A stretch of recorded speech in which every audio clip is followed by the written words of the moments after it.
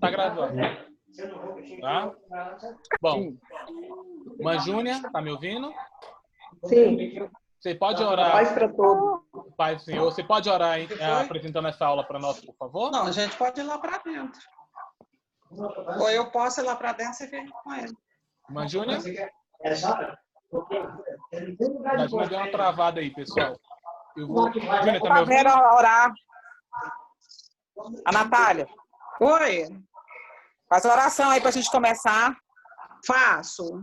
Amém. Senhor nosso Deus e Pai, nós queremos te dar graças porque amanheceu esse domingo diante de ti, ó Deus, nós estamos. E nós agradecemos, o Senhor nos deu força, saúde, tem nos dado a vitória para chegarmos até aqui. Pedimos, ó Deus, que o Senhor possa abençoar a cada pessoa, cada integrante deste grupo, abençoa a nossa igreja, abençoa as tuas igrejas reunidas de alguma forma. Nós pedimos que o Senhor abençoe o pastor, a família pastoral, todas as famílias da igreja. E que o Senhor possa conduzir esse estudo e falar aos nossos corações, em nome de Jesus. Amém. Amém. Amém. Amém. Amém. Amém. Bom, vamos lá então. Todo mundo tá vendo? Sim, senhor. Ok. Nós vamos agora, então, hoje estudar a lição, a aula 2, né, da revista, que vai pegar capítulo 1 e 2 do livro de Gálatas, tá, irmão? Aí, lembrando que na aula anterior, nós vimos como é que a igreja de Gálatas foi fundada. Foi na primeira viagem missionária de Paulo, tá? Então, agora a gente vai pegar a lição dessa aula em si, tá? Vamos lá. Oi. O pessoal fechar o áudio aí, tá dando... Microfonia, né? Gente, é o seguinte, eu vou pedir para que todos os irmãos fechem o áudio de vocês aí, viu? Porque tá dando microfonia para alguns aqui. Por favor. Como é que fecha aqui? É só clicar nesse microfonezinho vermelho aí.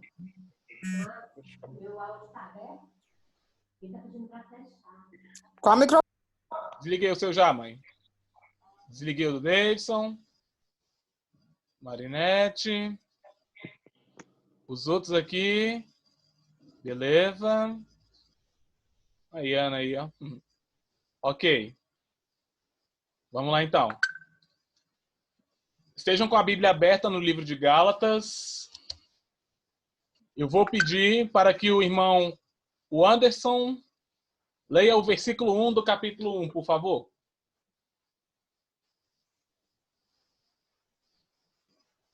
Pode abrir seu áudio, Anderson. Ok.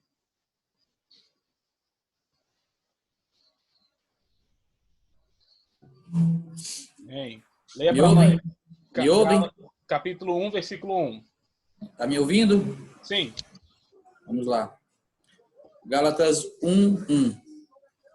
Paulo, apóstolo, não da parte de homens e nem por intermédio de qualquer ser humano, mas por Jesus Cristo e por Deus Pai, que o ressuscitou dos mortos. Amém, Anderson. Muito obrigado. Bom, já no começo aí, gente, Paulo já vai tratando uma questão assim dele não ter vindo da parte de nenhum homem, mas da parte de Cristo. Ou seja, é como se ele estivesse dizendo lá para os irmãos da Galácia que o apostolado dele veio antes dele se encontrar com qualquer outro apóstolo. Antes de haver qualquer outra pessoa o influenciando ou liderança humana o influenciando ao apostolado ou permitindo seu apostolado, ele vem deixando claro que o apostolado dele já vinha bem antes disso, das instituições humanas, e tinha uma origem divina em Cristo. Vocês vão, assim, a gente vai desenvolvendo aqui, vocês vão entender o porquê que ele já começa desse jeito. Existe ainda uma coisa, gente, que contrasta a carta de Gálatas com todas as outras epístolas das igrejas que Paulo escreveu. Todas as saudações que ele faz em Romanos, Corinto, Efésios, Filipenses, Colossenses, Tessalonicenses, ele sempre geralmente faz uma introdução grande e muito pessoal cheio de elogios e de cortesias. Aí em Gálatas, do versículo 1 ao 5, ele rapidamente se apresenta e já vai no 6 em diante, já direto para o assunto, de forma muito incisiva. Lá em Romanos, ele vai, no caso, agradecer ali, no caso, reconhecendo a fé que existia nos cristãos romanos, que era conhecida no mundo inteiro. Ele elogia eles por isso. Em Corinto, mesmo a igreja de Corinto, com todas aquelas coisas que ela tinha, ele ainda assim reconhece que era uma igreja enriquecida em sabedoria e no conhecimento e que não faltava nenhum dom espiritual a eles ali. Então ele louva a Deus por isso. Em Efésios, a fé e o amor deles, que a igreja dos Efésios tinha, era conhecido por todos os santos, ou seja, todos os cristãos conheciam a igreja de Éfeso, e igualmente com a de Tessalônica, pelo amor e pela fé que elas tinham com todos os irmãos ali. A de Filipos foi uma igreja que desde o começo cooperou com o progresso do evangelho. E a de Tessalônica, ele elogia pelo seu amor abnegado, a sua fé que era operosa e uma esperança firme que eles tinham. Todas as cartas da igreja, ele geralmente inicia se apresentando e fazendo muitos elogios ali. Aqui em Gálatas não há nenhum elogio. Aqui em Gálatas há uma apresentação muito breve, impessoal, e não tem nada. Vai direto ali para essas questões que estavam acontecendo ali, que estavam minando e contaminando o evangelho lá na Galácia. Tá? Vamos lá. O versículo 1:6, eu vou pedir para que o irmão Gilvan leia para a gente, por favor, irmão Gilvan. Versículo 6 do capítulo 1. Sim, sim. Dá um oi aí, Gilvan. Oi? Aê. Gálatas 1:6. Isso, bem alto. Maravilho-me de que tão depressa passasse daquele que vos chamou a graça de Cristo para outro evangelho. Ótimo. Aqui, ele está agora já entrando na questão direto, sabe? Sem atalhos, Paulo já vai direto ao assunto. Olha, eu estou impressionado como rapidamente vocês saíram daquele evangelho para outro evangelho. Ok. Essa palavra passando, metatitemi, tá, ela em grego, ela tem um sentido militar. O sentido militar dela é de deserção. Ou seja, é como se Paulo está comparando aquela passagem ali a uma deserção militar dos serviços patrióticos ali dos militares. E aí ele está usando essa mesma palavra para identificar os cristãos que estão saindo da doutrina sã para começar a abraçar aquelas doutrinas judaizantes ali. É isso que está no âmago ali. Segundo que, assim, ele se mostra assim admirado, eu vou mostrar para vocês já. E, inclusive, ele vai lendo ali no versículo 7 ali, ele vem colocando: qual não é outro senão que há alguns entre vós perturbam e querem perverter o evangelho de Cristo. Esse perturbo aí está fazendo uma referência à profunda perturbação emocional que os gálatas estavam sentindo. No caso, essas coisas que estavam introduzindo na igreja da Galácia, no evangelho, estava causando muito mal-estar entre os irmãos. Estava causando uma situação que mais assim fazia eles sofrerem do que crescerem na fé. Era uma coisa que estava fazendo muito mais eles desandarem na sua vida espiritual do que progredirem. E aí ele vem colocando no versículo 7. Oi? Alguém tá... Deixa eu só desligar o áudio aqui de alguém. Ok. Beleza. Beleza, o Albanete entrou aí agora. Gente, quem tá com o áudio ligado, por favor, desliga, por favor. Alguém tá com o áudio ligado aí. Tá. Oi, Albanete, tudo bem? Albanete, depois aperta esse microfone vermelho que tá aí na sua tela, tá bom? Só para não ficar dando interferência aqui. Continuando.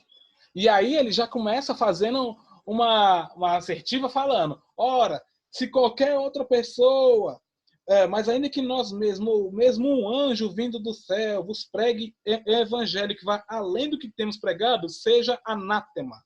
Assim como já dissemos e agora repito, se alguém vos prega evangelho que vai além do que recebesse, seja anátema.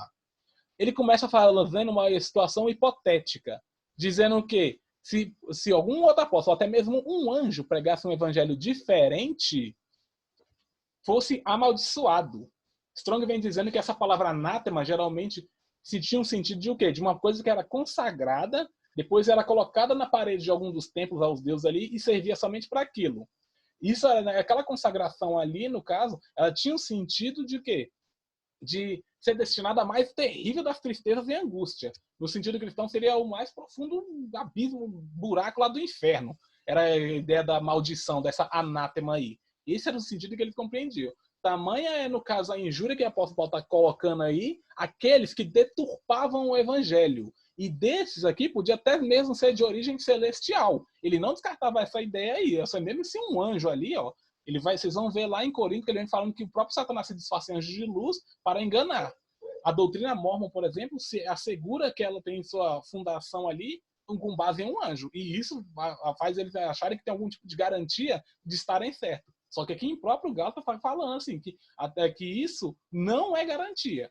De que, no caso, o fato de ter vindo de uma fonte sobrenatural está sendo, é irrefutável. Não é. O evangelho tinha que estar de acordo com o que era apresentado ali desde sempre.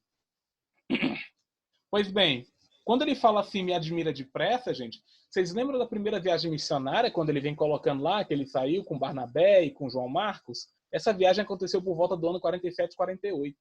Essa carta aqui, alguns vão datar no ano 49, ou seja, um ano depois, aquela igreja, inicialmente fundada lá, já estava começando a ter uma deturpação enorme do evangelho dentro dela. Um grande lamento para a gente, né? Alguém que começou tão bem, aí, no caso, você vai para saber notícias dela um ano depois, imagina, você tá sabendo ali que ela já está começando agora a acrescentar coisas ali no evangelho que são totalmente contrárias ao que se ensina, e ao mesmo tempo está mais causando sofrimento e destruição aos cristãos. Sigamos assim agora para outra parte. Gente, eu tentei elencar aqui, não de acordo com o que estava na revista, distribuir os tópicos, porque os tópicos na revista não colocou assim exatamente uma ordem sequencial do raciocínio que Paulo ela quebrou em textos ali, mas não estava bem ali. Os comentários que eu vi, geralmente eles quebravam em 3 tópicos. Eu tentei quebrar em 5, tá? Em 4 tópicos. Eu tentei fazer em 5 aqui para tentar desenvolver melhor a lição. Ok. Agora, ele vai começar a falar as credenciais dele. Por quê? O apóstolo Paulo estava, entre esses judaizantes, estava sendo desacreditado entre os demais apóstolos. Então, eram pessoas que tentavam entrar ali e tentar acrescentar coisas da lei mosaica. Você tem que voltar, você tem que se circuncidar e tal. Você tem que guardar o sábado, você tem que ter aqueles ritos alimentícios. Era como se Cristo apenas não fosse suficiente. E isso, no caso, e eles ainda tentavam chegar a um ponto de, descredibilizar o apóstolo Paulo. É como se ele fosse assim, ele veio depois, gente. Ele não tem o mesmo peso que Pedro, que Tiago, que João, tem ali que estão desde o comecinho. O apóstolo Paulo tá em um outro patamar, tá em um patamar abaixo e tal.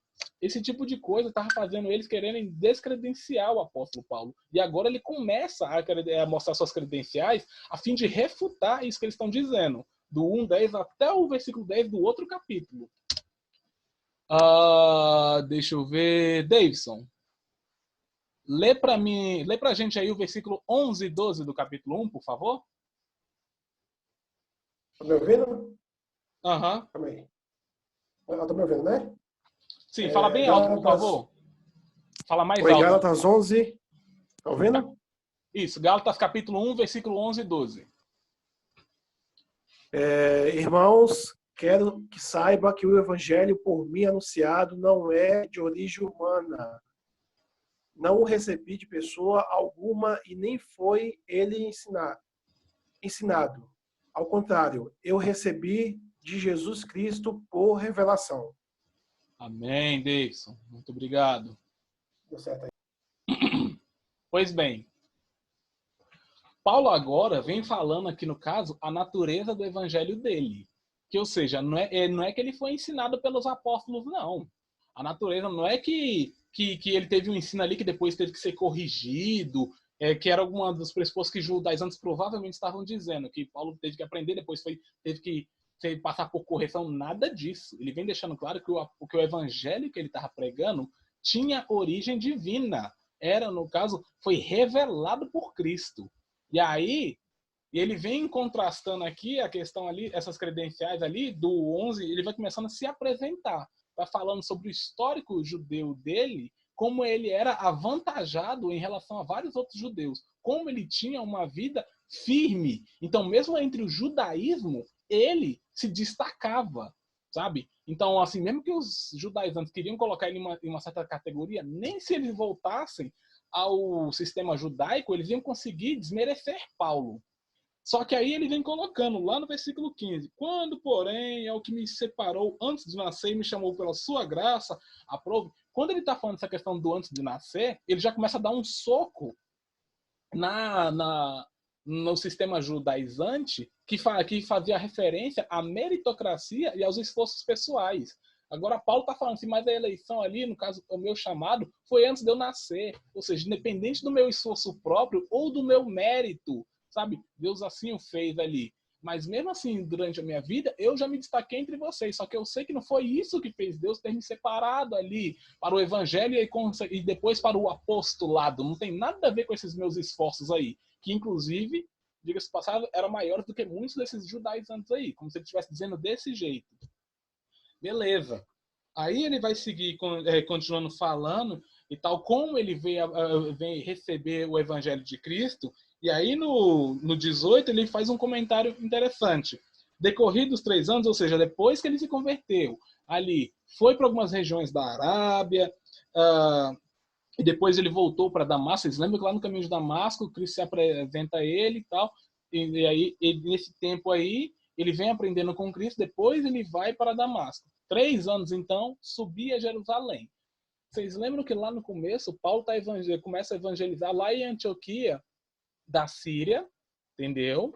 A Antioquia da Pisídia é da viagem missionária. Antes disso, ele já faz uma grande evangelização lá em Antioquia da Síria. É outra cidade, tá? É antes da viagem missionária. E ele evangelizando lá, o pessoal inicialmente desconfia se ele de fato se converteu ou não, sabe? E começa a falar, nossa, aquele que nos perseguia, agora prega essa fé. Então, assim, ele vem comentando que ele já está iniciando essa evangelização lá, não teve nenhum contato com apóstolos, ainda o evangelho dele foi por revelação, só depois ele foi para Jerusalém, tá? Então, assim, ele subiu para Jerusalém e conversou com Pedro por mais ou menos uns 15 dias. Depois, ele depois fez ainda outros andou por outros lugares, só que ainda assim ele não teve contato com outros apóstolos, como se estivesse dando uma brecha ao argumento dele, dizendo assim, eu fui ensinado por eles. Não é isso, entendeu? Ele vem mostrando todo esse histórico aí para mostrar ali a revelação do evangelho dele e como não precisou assim do aval humano ou da correção, de uma correção dos outros apóstolos. Não é isso. E inclusive, lá no 23, quando ele fala assim a questão ali de aquele que antes nos perseguia, agora prega a fé, ele vem inclusive falar que os próprios cristãos ali glorificavam a Deus a respeito dele. Ou seja, ele não está, o fato dele, ele está mostrando que não era nada errado o que ele estava ensinando, que a própria igreja já glorificava a Deus por aquilo que ele estava pregando. O evangelho ali que estava alcançando várias e várias outras pessoas. Não era, no caso, ele alguém que estava causando destruição à igreja. Esses judaizantes que estavam fazendo isso. Seguindo, ele ficou esse período aí por 14 anos. E aí ele vai subir para Jerusalém. A interpretação desse versículo aí, gente, como a gente viu lá na aula passada, alguns vão levar, não gera tanta concordância assim, entendeu? Uns ficam na dúvida. Você está fazendo uma referência ao concílio lá, quando os apóstolos, a igreja se juntou em Jerusalém para falar sobre a questão da conversão dos gentios, ou se é um episódio um pouco anterior. Eu vou seguir a linha de que é o concílio em Jerusalém, tá? Lá de Atos 15, e não esse, de Atos 11, 29 e 30. Pois bem, só que ele já começa falando uma coisa. Quando ele subiu para Jerusalém com Barnabé e também com Tito, subi em obediência a uma revelação e lhes expus o evangelho que prego entre os gentios, mas em particular os que pareciam de maior influência, para de algum modo não correr ou ter corrido em vão. Ou seja, isso aqui ele está de novo refutando, assim, o pessoal sabia que ele estava evangelizando durante 14 anos. Sabe o que fez? A comitiva dos judaizantes ali, da igreja, mandou ele para Jerusalém a fim dele se retratar, a fim ele, não, nada disso. Eu não fui lá por nenhuma mandado humano. Eu fui para lá por uma obediência a uma revelação. Ou seja, ele teve uma revelação e obedecendo essa revelação, ele foi lá para Jerusalém. Não teve nada de mão humana, nada de um tipo de coerção, nada de algum tipo de forma de tentar corrigi-lo que fez ele ir até lá em Jerusalém. Tá, ok, pessoal? Se eu estiver falando muito rápido, me avisem, tá? E às vezes eu nem eu me atento a isso. Muito bem. Aqui agora, no 4, ele vai identificar essas pessoas. E por causa disso,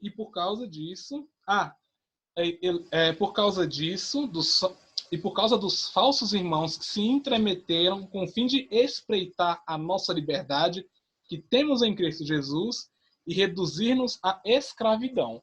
Agora ele identifica esses falsos irmãos. Eram os judaizantes.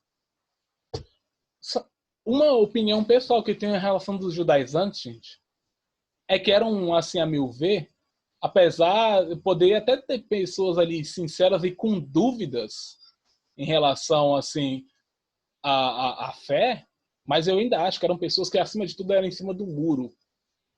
Porque um judaizante, ele não seguia o... Se ele aceitasse a Cristo, que era o que eles falavam, eles submetiam ao senhorio de Cristo, então ele já abandonou o judaísmo tradicional. Ok, então ele não podia ser identificado como um judeu tradicional, como nos elementos ali da fé judaica. Só que ao mesmo tempo, uma vez que ele dizia ter abraçado a Cristo, ele queria continuar guardando o sábado, falando para os outros se circuncidarem, aquele sistema dietético lá das leis. Então ele ao mesmo tempo nem se identificava com o cristianismo. Nisso fazia com que o quê? Que ele não era nem uma coisa e nem outra. Ele era somente um cara ali que estava entre os dois mundos ali e estava achando um jeito de conciliar os dois. Só que ele acabava não sendo nem uma coisa nem outra. E ao passo, ele causava isso, e fez assim, esse tipo de em cima do muro, causou mais tormento, mais destruição à igreja ali daquela época do que acréscimo. Se eles estavam pensando que estavam conseguindo de alguma maneira juntar os dois sistemas de visão de salvação, eles estavam totalmente equivocados. E na ânsia deles de querer enviar pessoas para poderem corrigir os novos cristãos, eles estavam mais destruindo, estavam fazendo pessoas ali agonizarem ali na fé, ter crises emocionais ali, porque eles agora professavam ali uma entrega em Cristo, mas ao mesmo tempo estavam tentando continuar aquelas obras do Antigo Testamento que mais cheia de regrinhas, que não servia para nada. Aquela visão equivocada que eles tinham, tá? Pois bem, eu quero que alguém leia aí o versículo 8. Não, deixa eu ver aqui quem vai ler. Deixa eu pegar uma pessoa aqui.